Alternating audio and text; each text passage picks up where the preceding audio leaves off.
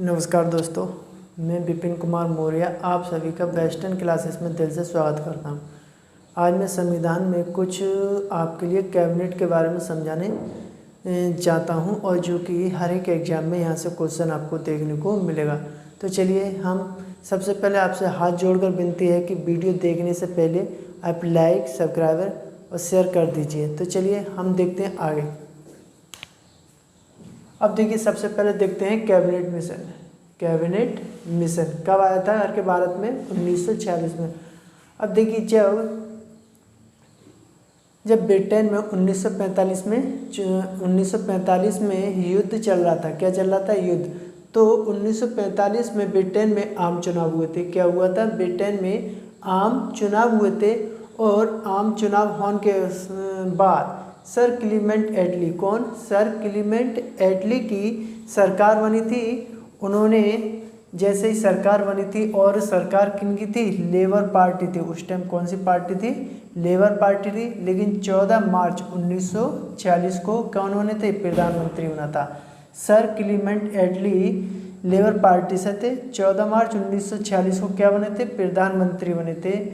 लेकिन प्रधानमंत्री बनने के बाद वे अपने कॉमन ऑफ हाउस में अपनी गद्दी पे बैठे। तब उन्होंने तत्काल घोषणा की थी कि भारत को स्वतंत्रता होने की इजाज़त है, यानी कि स्वतंत्रता होने की इजाज़त है। तब उनकी कैबिनेट मिशन के 3 सदस्य थे। कैबिनेट मिशन के 3 सदस्य। अब देखते हैं कैबिनेट मिशन के 3 सदस्य कौन कौन से हैं। अब देखिए, नंबर 1 स्टैफोर्ड क्रिप्स, ये व्यापारिक अध्यक्ष थे। कौन थे? व्यापारिक अध्यक्ष थे। फिर आते हैं हमारे लॉर्ड पैथिक लॉरेंस, ये भारत के सचिव थे, सबसे मेन चीज़। और फिर आते हैं एवी अलेक्जेंडर, ये नौसेना के मंत्री थे। इन तीनों को ही हम क्या कहते हैं? कैबिनेट मिशन कहते हैं।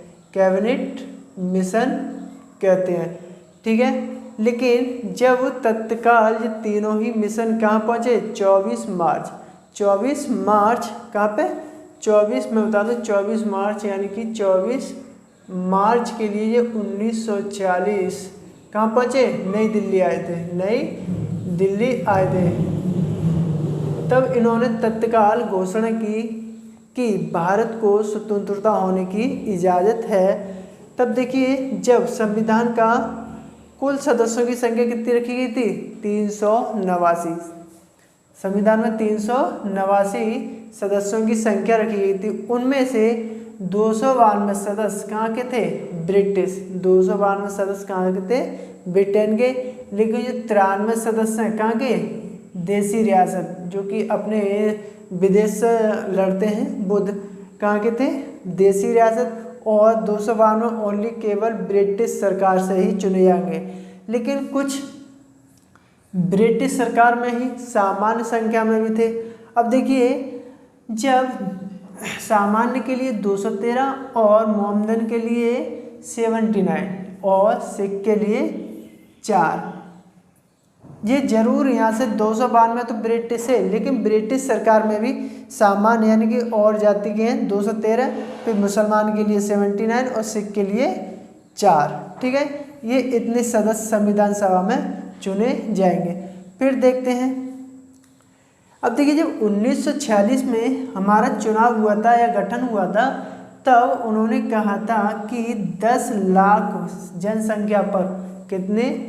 10 लाख जनसंख्या पर एक प्रतिनिधि चुना जाएगा, ठीक है। लेकिन संविधान में महिलाओं, SC और ST के लिए भी उनके लिए आरक्षण दिया गया।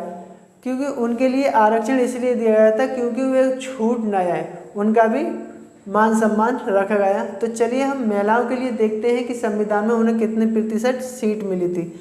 अब देखिए, 289 में से कितनी? 15%, यानी कि 15% महिलाओं के लिए सीट का आरक्षण किया गया था। और वहीं पर, किस पर? वहीं पर यानी कि अनुसूचित जाति के लिए 26% का आरक्षण सीट घोषित की गई थी। लेकिन वहीं पर 33% सीटों का आरक्षण यानी कि अनुसूचित जनजाति के लिए घोषणा की गई थी। अब देखिए, SC और ST SC के तो काफ़ी होते हैं लेकिन ST के बहुत कम होते हैं, महिला भी काफ़ी होती हैं।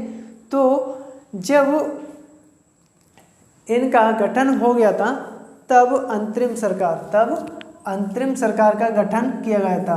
1946 में अंतरिम सरकार का गठन किया गया था। लेकिन हैदराबाद एक ऐसी रियासत थी जो कि हमारे संविधान में शामिल नहीं हुई थी।